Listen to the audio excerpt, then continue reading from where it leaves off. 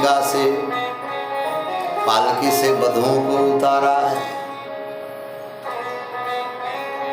लोक रीति परंपरा है, बहुएं आती हैं तो उनको उनकी आरती उतारी जाती, स्वागत होता और अंतःपुर में ले जा करके जहाँ अन्नपूर्णा का स्थान है, धनलक्ष्मी का स्थान है, अपनी अपनी लोक रीति से वहाँ उनको बिठाया जाता और उनकी आरती उतारकर मुख दिखाई करते हैं परंपरा से। बहू कैसे उनका प्रथम दर्शन होता है। माँ कौशल्या सोचती हैं मेरी तो बहू है ही, पहले ये सौभाग्य छोटी बहनों को मिलना चाहिए। सबसे पहले महारानी कैकेयी चली जाती है, क्योंकि राम जी को अत्यंत प्रेम करती है महारानी कैकेयी।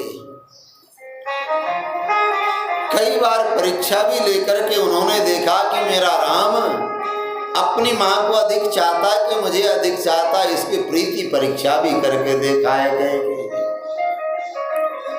कौसल्या च सुमित्रा च कैकेयी च सुमध्यमा वधु प्रतिग्रहे युक्ता। महारानी तीनों साथ में, पर कैकेयी महारानी पहले जाती।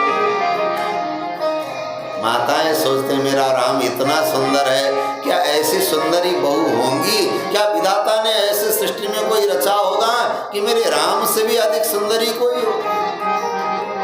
धीरे से जैसे ही महाराज घूंघट उठा करके दर्शन किया, महारानी कैकेयी ने देखकर निहाल हो गई, इनके सामने तो राम जी भी फीके पड़ रहे हैं।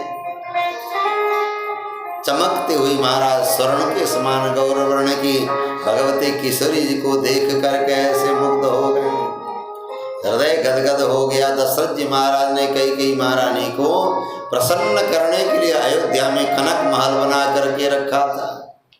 अभी उसका गृह प्रवेश तक नहीं हुआ था, उस कनक भवन कनक महल के चाबी निकाल करके महारानी कैकेयी ने भगवती सीता जी के हाथ में सौंप दिया। बेटी, मेरी अयोध्या में इस कनक महल के अलावा कोई ऐसी संपदा नहीं जो तुम्हारे लिए कुछ योग्य अर्पण करने के लिए कुछ हो। हमारे पास अब कुछ भी नहीं।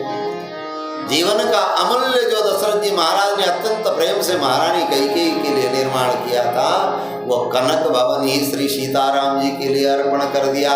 इसलिए आज भी वह कनक भवन कनक महल में केवल भगवान सीताराम जी ही विराजमान हैं। वहाँ लखन लाल जी नहीं, वहाँ भरत शत्रुघ्न नहीं तो राम जी को छोड़कर लक्ष्मण जी कभी अलग नहीं होते। भगवान राम जी और भगवती सीता जी के साथ लक्ष्मण जी जरूर रहते हैं, परंतु उस कनक भवन में केवल सीताराम जी हैं। क्यों? क्योंकि विवाहोपरांत महारानी कैकेयी ने भगवती सीता के लिए महल अर्पण कर दिया। महारानी सुमित्रा आगे आते, कौशल्या माँ कहते बहन तुम दाओ, तुम देखो, बहू का दर्शन तुम करो। ये महारानी कौशल्या जी का उदारता है। महारानी सुमित्रा ने आकर के जैसे ही दर्शन किया, तीनों बहू का दर्शन करने के बाद जैसे ही सीता महारानी का दर्शन किया है, महारानी सुमित्रा सोचने लगी मेरे पास क्या है देने के लिए। क्योंकि हम किसको क्या दे रहे हैं पहले ये भी तो सोचते हैं, देना किसको है। तो जिसको देना है उसके लिए कुछ योग्य तो थोड़ा हो जाए कि कम से कम उसके अनुरूप हो। महारानी सुमित्रा बार बार विचार करती हैं ऐसे बहू के लिए, ऐसी साक्षात महालक्ष्मी के लिए देने के लिए मेरे पास क्या है। बार बार विचार करती, मन में कुछ नहीं आया देने के लिए, कुछ भी नहीं इनके योग्य मैं जो दे सकूं। तब तक महाराज अपने बगल में ही श्री लखन लाल जी खड़े दिखाई पड़े। सुमित्रा महारानी ने अपने लक्ष्मण को धीरे से हाथ पकड़ करके सामने किया और सीता महारानी के चरणों में मस्तक झुका करके डाल दिया। हे पुत्री, हे लक्ष्मी स्वरूपा, तुम्हारे लिए देने के लिए हमारे पास कुछ भी नहीं है। अगर मेरे जीवन में कोई रत्न है तो मेरा पुत्र लक्ष्मण है, जिसको मैं अपना कह सकती हूँ। आज तक इनकी माँ मैं थी, मैं अपना पुत्र समझती थी इनको, और जिस पर मेरा संपूर्ण अधिकार है, उस लक्ष्मण को आज पुत्र रूप में तुम्हें अर्पण कर रही हूँ मुंह दिखाई में। और आज के बाद इनकी माँ स्वयं तुम हो। अपना मातृत्व ही समर्पण कर दिया श्री सुमित्रा महाराज। अब जैसी माँ की भावना थी, श्री लक्ष्मण जी ने भी, लखन लाल जी ने भी जीवन भर भगवती सीता महारानी को माँ के रूप में ही सेवा किया है और माता का ही स्थान दिया है। जीवन में चाहे जैसी परिस्थिति आए, वन गमन से पहले लक्ष्मण जी हाथ में धनुष बाण लेकर तैयार हुए हैं कि प्रभु मुझे आज्ञा देंगे कि नहीं। बहुत प्रार्थना करने पर राम जी ने तो समझाया कि तुमको अयोध्या में ही रहना है, पर लक्ष्मण जी रो पड़े, कहे कि प्रभु आप भी मेरे बिना नहीं रह पाओगे, मैं भी आपके बिना नहीं रह पाऊंगा, क्यों बहाना करते हो, आप मुझे बन जाने की आज्ञा दे दो। जब देखा कि लक्ष्मण मेरे बिना रह नहीं पाएगा, राम जी ने कहा कि जाओ तुम माँ से पूछ करके आओ। लक्ष्मण जी मन में भयभीत होते हुए माँ सुमित्रा के पास पहुंचे, माँ मुझे क्या कहेंगी, बन जाने को आज्ञा देंगी या नहीं देंगी। माँ को जाकर प्रणाम किया, माँ मैं आपसे आज्ञा लेने के लिए आया हूँ। किस बात की आज्ञा? है कि मेरे प्रभु श्री सीताराम बन जाने को तैयार हैं, उनकी सेवा में जाने के लिए मुझे आज्ञा दे दें। मेरे राम जी ने आपसे आज्ञा लेने के लिए भेजा है। किनसे आज्ञा लेने के लिए? मां से। कि लक्ष्मण तुम समझ नहीं पाए, तुमने आज बहुत बड़ी भूल कर दी। अरे लक्ष्मण मैंने तो अपना मातृत्व उसी दिन समर्पण कर दिया था जब राम जी ने मां से पूछने के लिए कहा, तो क्या तुम्हारी मां बगल में नहीं थी? तुम्हारी मां तो साक्षात जानकी, साक्षात सीता जी थी। तुम अपनी मां उन सीता मां से न पूछकर मेरे पास चले आए। बेटा तुमने भूल कर दिया। रामम दशरथम विद्धि माम विद्धि जनकात्मजाम अयोध्याम अटवीं विद्धि गच्छता तयता तात तुम्हारी मातु वैदेही पिता राम सब भांति सने। ये लक्ष्मण तुम्हारी माँ तो सीता है, जानकी जी है, तुम मेरे पास क्यों आए? भगवती सुमित्रा माँ ने अपना मातृत्व ही समर्पण कर दिया। कहा कि ये पुत्री, ये अब लक्ष्मण तुम्हारा पुत्र है, अपना पुत्र मान करके इनको सेवा के लिए आज्ञा दिया। मुंह दिखाई में ही माँ सुमित्रा ने अपने पुत्र को सौंप दिया लक्ष्मण को, और श्री लक्ष्मण जी ने जीवन भर उसका निर्वाह किया है।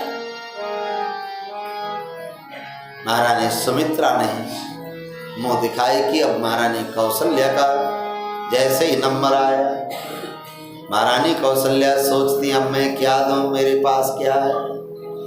अयोध्या का रत्न जो कई कनक माल है, कई ने प्रदान कर दिया है। ऐसी लक्ष्मी स्वरूपा बहू को इस योग्य क्या है कि मैं इन्हें प्रदान करूं? बार बार मन में विचार करती हैं।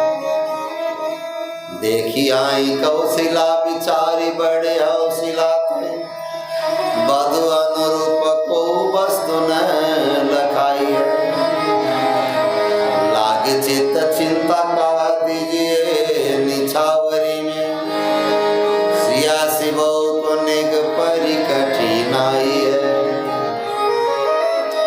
और कछु पाई नहीं सिय समताई जोग, निकट बुलाए नीलमणि रघुराई है। निकट बुलाई नीलमणि रघुराई है।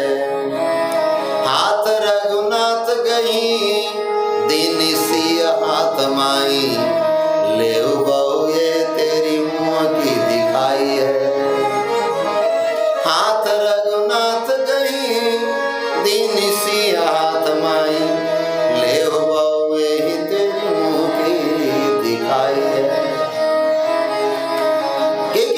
नीलमणि मेरा जीवन सार सर्वस्व मेरा राम। हे लक्ष्मी स्वरूपा, हे बेटी, तुम्हारे लिए देने योग्य मेरे पास कुछ नहीं है, मेरा सब कुछ मेरा राम है। नीलमणि आज मैं तुम्हें सौंप रही हूं। केवल कौशल्या मां नहीं सज्जनों, हर मां जब बहू आती है तो अपने बेटे को सौंप देती है बहू को। सोचती कि अब इसमें मेरा अधिकार कम हो गया है, अब तो इन पर बहू का ही अधिकार चले। बेटे से बात करने भी मां संकोच करती है जब बहू सामने हो। हर मां अपने दिल के, अपने आत्मा के टुकड़े को अपने बहू को सौंप देती, समर्पण कर देती। मां का त्याग है। आरती उतारी, अयोध्या वासियों ने देखा महाराज बलिहार बलिहार सब कुछ न्यौछावर कर दिया है। भगवती जानकी जी के चरणों में साक्षात लक्ष्मी स्वरूपा आनंद बधाई अयोध्या में बजने लगे हैं। अयोध्या में नित नव आनंद होने लगा। इस तरह सज्जन, अब माताओं के मन में अपार हर्ष है। अपने पुत्र से भी सुंदरी, सुशीला, सुलभ और सुशीला ऐसे बहू आई हैं। जनक जी महाराज के वचन को बार बार दशरथ जी याद दिलाते हैं। पलंग पीठ तजी गोदई डोरा, सियन दीन पग अवनि कठोरा। जिन जानकी ने धरती पर महाराज चरण तक नहीं रखा, कठोर भूमि पर, उनसे कोई भी सेवा नहीं कराना है, इनसे कुछ भी नहीं कराना है। पर भगवती किशोरी मानती का मां ने शिक्षा दे रखा है। सास ससुर की सेवा करने के लिए स्वयं चली जाती हैं, पति की सेवा करती हैं। अनेक प्रकार की दास दासियां फिर भी महाराज अपने हाथ से ही सेवा करती हैं। सज्जनों, ये शिक्षा है, ये मर्यादा है। माताएं स्वप्न देखने लगी हैं कि अब तो सुंदर बहू आई हैं, तो समय पा करके इस आंगन में सुंदर पोतों का महाराज किलकारी इस आंगन को मिलेगा, इस महल को मिलेगा। हम भी दादी बनेंगी, हम भी अम्मा बनेंगी। हर माताएं ये स्वप्न देखती हैं। बड़े आनंद से अयोध्या में स्वागत हुआ। उसी समय विवाह में भरतलाल जी के मामा युधाजित भी आए हुए थे। तो युधाजित मामा ने कहा कि भरतलाल जी, आपके नाना यानी हमारे पिताजी आपका दर्शन करना चाहते हैं, हम तो आपको लेने के लिए आए हैं, हम आपको ले चलेंगे। विवाह होकर के आने के बाद श्री भरतलाल जी अपने मामा के साथ नाना के यहाँ चले जाते हैं। गच्छता मातुल कुलम भरतेन तदा नग, शत्रुघ्नो नित्य शत्रुघ्नो नीत प्रीति पुरस्कृता। युधाजित प्राप्य भरतम शत्रुघ्नं प्रहर्षिता। भरतलाल जी को ले जाना चाहते थे, पर शत्रुघ्न जी भी साथ में चल दिए। क्यों? शत्रुघ्न जी भरतलाल जी को छोड़ते नहीं, बाल्य प्रवृत्ति। शत्रुघ्न जी का स्वरूप है शरणागति का स्वरूप है। भरतलाल जी भक्त के स्वरूप हैं, यानी शरणागत माने जो शरणागत धर्म क्या है, शरणागति क्या है? भक्तों और भागवत के अधीन में रहना। भक्त भागवत के अधीन रह करके उनकी सेवा करना ही शरणागति धर्म का स्वरूप है। भगवान राम जी का सौंदर्य देख करके सब मोहित होते हैं, पर शत्रुघ्न लाल जी ने अपने मन को राम जी के सौंदर्य से भी महाराज बचाया। अर्थात भगवान का सौंदर्य देख करके कहीं मेरा मन मुग्ध न हो जाए और भरतलाल जी को छोड़कर राम जी के तरफ न चला जाए, इसलिए अपने मन को राम जी के चरणों से हटाकर भरतलाल जी की सेवा में ही लगाते हैं। बाल्य प्रवृत्ति। और शत्रुघ्न का मतलब जो अपने अंदर के शत्रु का हनन करे। हम बाह्य अन्य लोगों को शत्रु मानते हैं, बाहर कोई शत्रु होते नहीं सज्जनों। बाहर के शत्रु हमारा कोई नुकसान नहीं करते, जो हमारे अंदर का शत्रु ही हमारा पतन कराते हैं।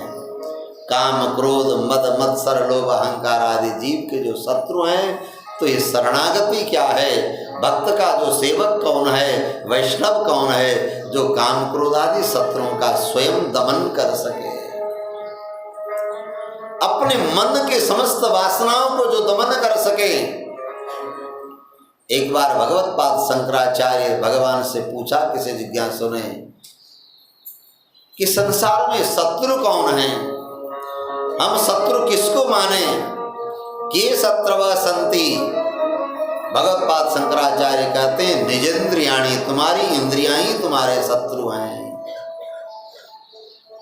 क्योंकि इंद्रियां ही जीव को पतन कराती हैं जब हम इंद्रियों के पीछे लग जाते हैं। कहे कि गुरुदेव फिर मित्र कौन है जिनसे मित्रता करें, कहे कि वही तुम्हारी इंद्रियां मित्र भी हैं, कहे कि शत्रु भी वही और मित्र भी वही, कहे कि हाँ, के शत्रव संति निजेंद्रियाणि तान्येव मित्राणि जितानि यानि। यही इंद्रियां शत्रु बनकर के जीव का पतन भी करा देती हैं, और इन इंद्रियों को मन को अपने बस में रखे तो ये इंद्रियां भगवत कैंकर्य में, गुरु सेवा में, भगवत सेवा में, भागवत सेवा में, प्राणियों की सेवा में, परोपकार में जब इंद्रियां लग जाएं तो ये मित्र बन करके जीव का उद्धार भी करा देते हैं। तो सबसे पहले हम अपने अंदर के शत्रु का शमन करें। तो ये शत्रुघ्न जी महाराज ने जो अंदर के शत्रुओं का ही दमन करते हैं।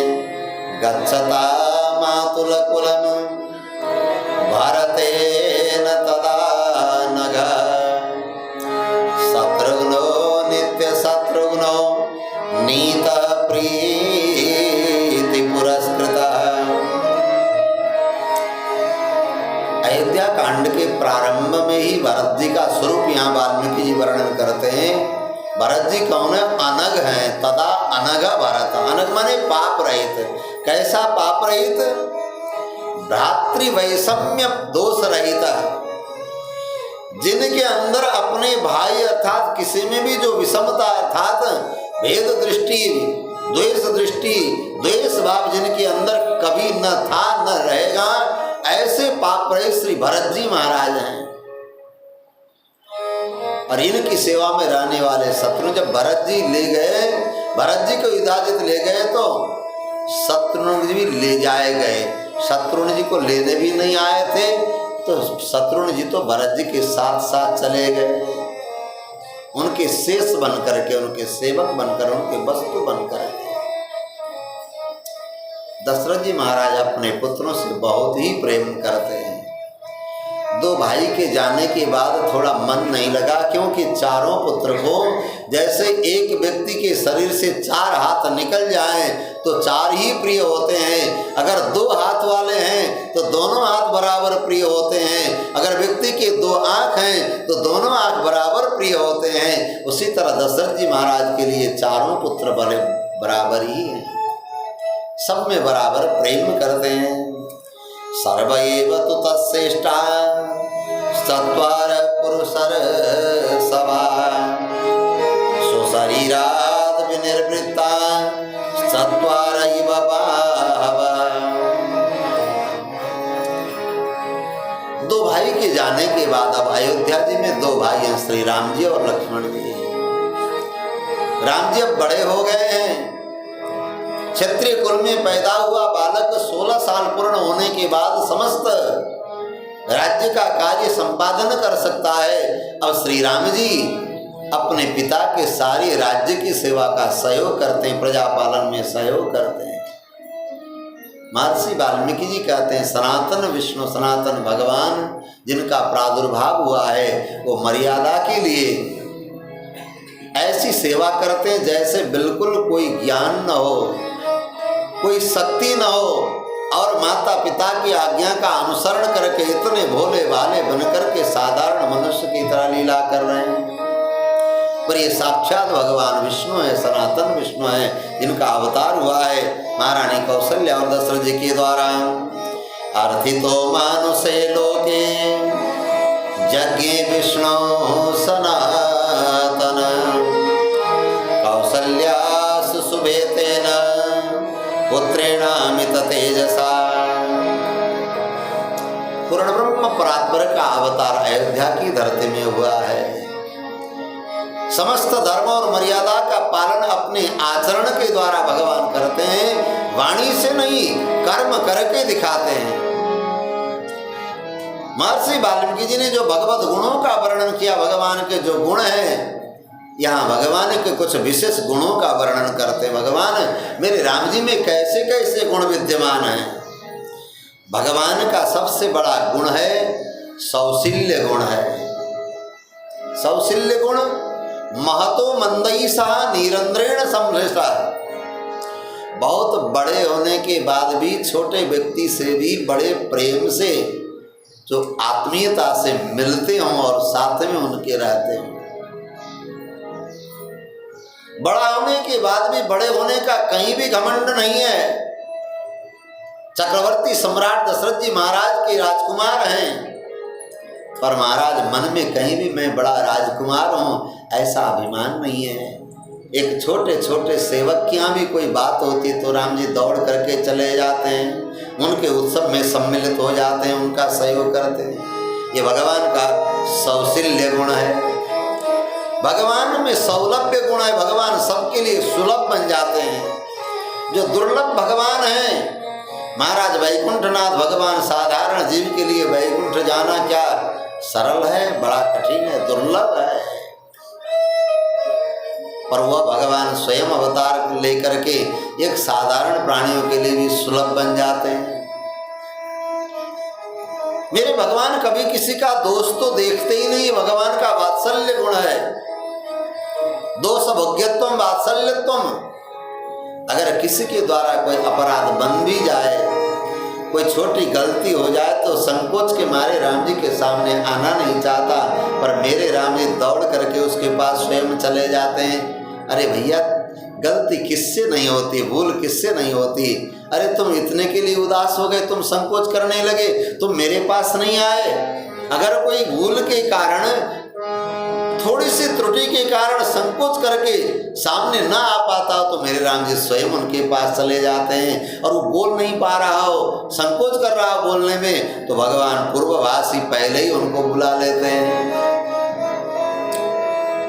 किसी के अंदर अगर थोड़ी बात जम जाए और वो मनमुटाव के कारण बोलना न चाहता हो तो मेरे राम जी जाकर के बड़े प्यार से पहले ही बुला लेते हैं। भगवान का गुण है।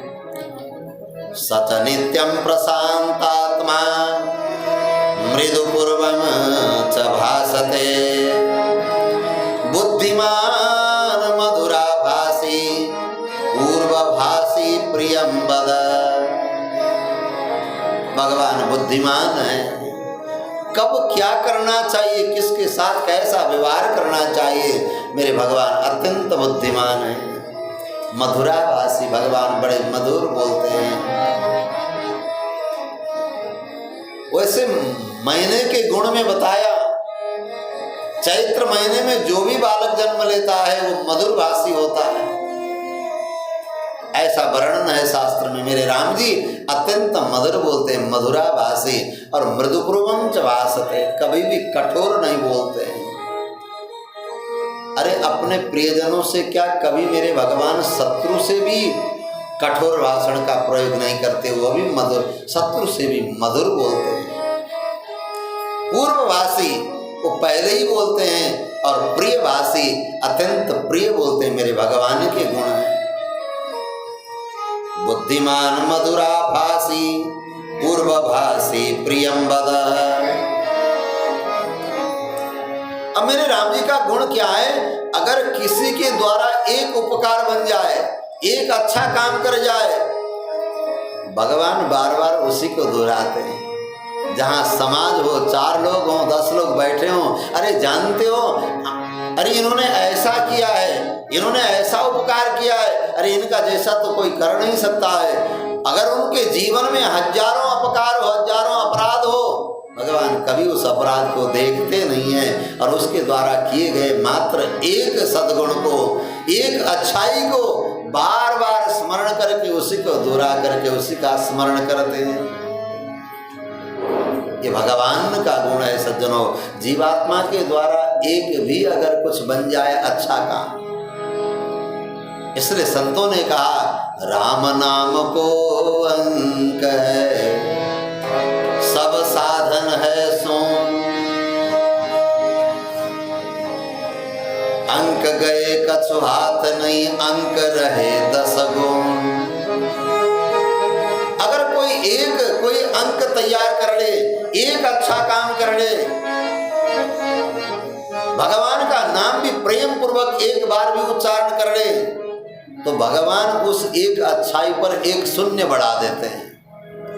अगर एक आपने अच्छाई किया तो भगवान आगे शून्य बढ़ा देते हैं, वो 10 बन जाता है। अगर आपने 10 अच्छा कार्य किया, भगवान एक शून्य बढ़ा देंगे तो 100 बन जाएगा। आपने अगर 100 अच्छा काम किया, एक शून्य बढ़ा देंगे तो 1000 बन जाएगा। पर आप अच्छा करो, भगवान उस एक अच्छे कार्य को कभी भूलते नहीं। कथंचित उपकारेण कृते नैके न तुष्यति, न स्मरत्यपकाराणां शतमप्यात्मवत्तया। मेरे भगवान इतने कृपालु हैं, इतने दयालु हैं, उनमें जो गुण है, हमारे द्वारा एक भी अच्छा कर्म बन जाए भूल से भी, भगवान उसको सदैव याद करते हैं। सज्जनों, केवल मनुष्य नहीं, पशु पंछी के द्वारा भी अच्छा काम हो जाए तो भगवान उसको भी नहीं भूलते। अगर हम अपने पापों का प्रायश्चित्त करने लगे, भगवान भोगाने लगे, तो महाराज ये 84 लाख योनियों से कभी हमें छुटकारा नहीं मिलेगा। भगवान तो कृपा करके उसको बीच में ही मनुष्य शरीर दे देते हैं, क्योंकि इसने अच्छा कर्म किया है। चाहे वो पेड़ पौधे बनकर, पशु पंछी बनकर, फल अन्न फल बनकर के, रस बनकर के, कोई प्रारब्ध वसात वृक्ष बना और उस वृक्ष में फल आ गए और फल भगवान को अर्पण हो गया। भगवान मानते हैं तुमने वृक्ष बनकर, फल बनकर के सेवा किया है, चलो तुमको अगला जन्म मनुष्य बनाएंगे। भगवान की कृपा है। कोई विशाल पेड़ बना हुआ है, पेड़ कट करके लकड़ी तैयार हो गई और वो लकड़ी का चौखट बनकर के किसी भक्त ने मंदिर में लगा दिया है।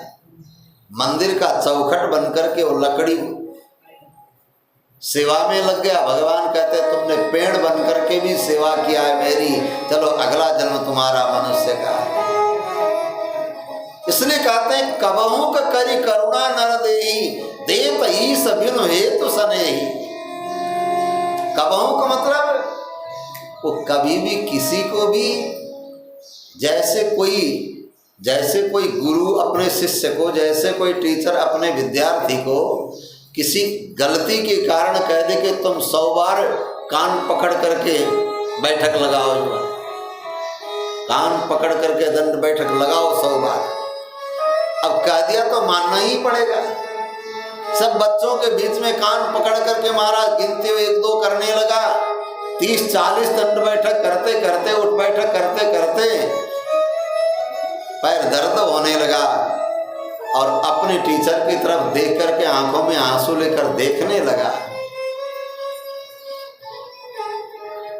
अब वो गुरुजी भी समझ जाते हैं, मास्टर भी समझ जाते हैं कभी ये जो है बड़ा इसको दर्द हो रहा है, पैर में कर नहीं पाएगा। 40 होते होते कह दिया चलो जाओ बैठो, जो आगे से ऐसा मत करना, जाओ तुम बैठो, हो गया चलो। 100 दंड देने के लिए स्वयं कहा था, लेकिन 40 पहुंचते पहुंचते आंखों में आंसू भर करके जैसे ही अपने गुरु के तरफ, अपने टीचर के तरफ देखा, दया आ गई, करुणा आ गई, चलो कोई बात नहीं, रहने दो, आगे से ऐसा मत करना, जाओ उठो बैठो। तो भगवान भी इस जीव के अपराध के दंड भुगाने के लिए महाराज अनेक 84 लाख योनि में भेज देते हैं, पर वो 84 लाख योनि में महाराज कष्ट पाता हुआ, दुखी होता, रोता, बिलखता जीव दिखाई पड़ता है। तो भगवान देखते हैं अगर इसके द्वारा कोई थोड़ा पुण्य बन जाए, जाने अनजाने में कहीं से अगर थोड़ा पुण्य बन जाए तो मौका मिल जाए कि चलो इसका कल्याण कर दो। तो भगवान तो जीवात्मा के कल्याण करने के लिए कोई न कोई उपाय देखते रहते हैं। अगर थोड़ा भी इसके द्वारा हो जाता है, भगवान कहते हैं चलो तुमने अच्छा कर्म किया है, अब तुम्हें अच्छा बनाता हूं। मौका देते हैं, अवसर देते हैं। इसलिए सज्जनों, ये मनुष्य शरीर भगवान का दिया हुआ अवसर है। अगर इस अवसर को हमने गंवाया तो फिर महाराज ये वहीं जाना पड़ेगा। इसलिए भगवान की कृपा को हम स्मरण करते हुए इस जीवन में कोई हमारे द्वारा गलत न हो, अपराध न हो, हम भगवान की सेवा के लिए, भगवत प्रसन्नता के लिए वह कार्य करें, ऐसा जीवन का संकल्प। कथंचित उपकार